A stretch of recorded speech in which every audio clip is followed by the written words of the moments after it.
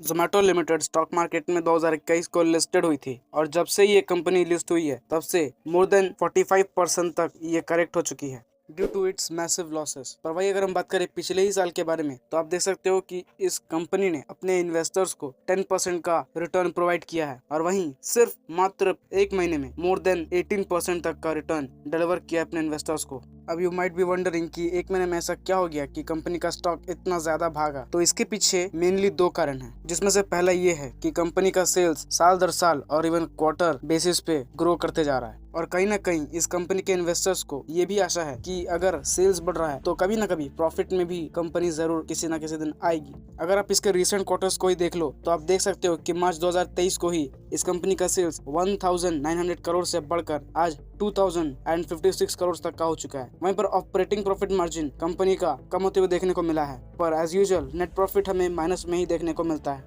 और दूसरा सबसे बड़ा रीजन यहाँ पर ये होता है कि जितने भी इन्वेस्टमेंट इंस्टीट्यूशंस वाले हैं वो जोमेटो से एक्सपेक्ट कर रहे हैं कि आने वाले समय में कंपनी ने जो भी एक्विजिशंस करी है उनसे कंपनी के एबिटाज में इम्प्रूवमेंट देखने को मिलेगा और इस वजह से बाकी रिटेलर्स भी प्रभावित होकर इस स्टॉक को भाव देना शुरू कर रहे हैं। अब ये तो बात होगी कि कंपनी किस वजह से इतना ज्यादा हाइप पर बनी हुई थी। अब दोस्तों अगर इस चीज को अगर हम साइड में रखें और एक दफा जरा बिजनेस के बारे में भी सोचे तो क्या कंपनी इतना ज्यादा कैपेबल है कि ये अपने इन्वेस्टर्स को आने वाले समय में अच्छा खासा रिटर्न डिलीवर कर सकती है। तो ये जानने के लिए चलिए देखते हैं कि इसके बिजनेस में कितना ज्यादा दम है। तो जोमेटो मेनली 4 सेगमेंट्स में काम करती है, जहां पर the first one is food delivery, second one is dining out, third one is Zomato pro and the fourth one is hyper pure. Company का मेन रेवेन्यू फिलहाल तो फूड डिलीवरी से ही आता है। अगर हम बात करें फूड डिलीवरी साइकिल की तो आप देख सकते हैं कि यहाँ पर बेसिकली 3 लोग आते हैं, जिसमें से the first one is the customer, second one is restaurant and the third one is delivery boy. अब जबकि कंपनी का मेन बिजनेस फूड डिलीवरी का है तो देखते हैं कि कंपनी यहाँ पर किस पॉइंट पर स्ट्रगलिंग कर रही है। तो क्योंकि अब इस साइकिल में 3 लोग हैं तो तीनों के ही अलग अलग पॉइंट ऑफ व्यू है।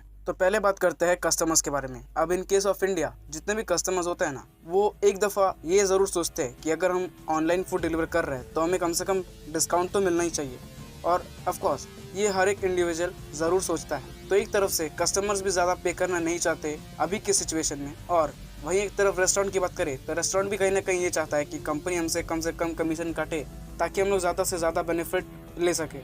अब इस चक्कर में जोमेटो को तो इन दोनों से कुछ खास फ़ायदा होता नहीं है और एक तरफ से जो डिलीवरी बॉय होता है उसने भी कहीं ना कहीं आशा लगा के रखी होती है कि हमें अच्छा खासा अमाउंट मिलेगा आफ्टर ए सिंगल डिलीवरी।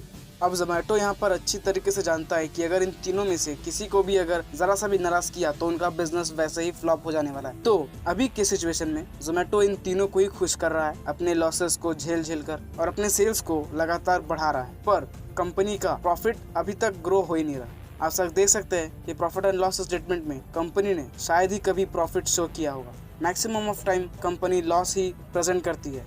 अब दोस्तों हमें पता है कि इंडिया का पॉपुलेशन काफी ज्यादा है, तो as compared to other countries हमारे यहाँ पर भी बराबरी डिलीवरी देखने को मिलती है, पर फर्क यहाँ पर इस बात का हो जाता है कि as compared to other countries हमारा पर कैपिटा इनकम काफी ज्यादा कम है। फॉर एग्जांपल के लिए अगर हम इंडिया का पर कैपिटा इनकम देखते हैं 2021 का तो वो सिर्फ $2200 के आसपास है, और वही अगर हम बात करें यूएसए की तो 2021 में लगभग 70,000 USDs है, which is a huge number. तो हाँ ये एक बड़ा मेजर कंसर्निंग पॉइंट हो जाता है जोमेटो के लिए। अब बात करते हैं कि कंपनी कैसे अलग अलग सेगमेंट्स में भी ट्राई कर रही है सो दैट वो अपने कंपनी को प्रॉफिटेबल बना सके। अब कहीं ना कहीं जोमेटो को ये लगने लगा था कि उनको अपना बिजनेस मॉडल चेंज करने की जरूरत है, तो उन्होंने फूड डिलीवरी के बिजनेस के साथ साथ अब ग्रोसरी डिलीवरी का भी काम चालू कर दिया है। आपको पता होगा कि पहले ग्रोफर्स नाम की कंपनी हुआ करती थी, वो कन्वर्ट होकर अब ब्लिंकिट में चेंज हो चुकी है और ब्लिंकिट को एक्वायर कर लिया गया है जोमेटो के द्वारा। तो इससे जोमेटो के जो एग्जिस्टिंग शेयर होल्डर्स हैं वो काफी ज्यादा खुश हुए और सोच रहे हैं कि कंपनी कुछ सालों में अपना परफॉर्मेंस दिखाने वाली है।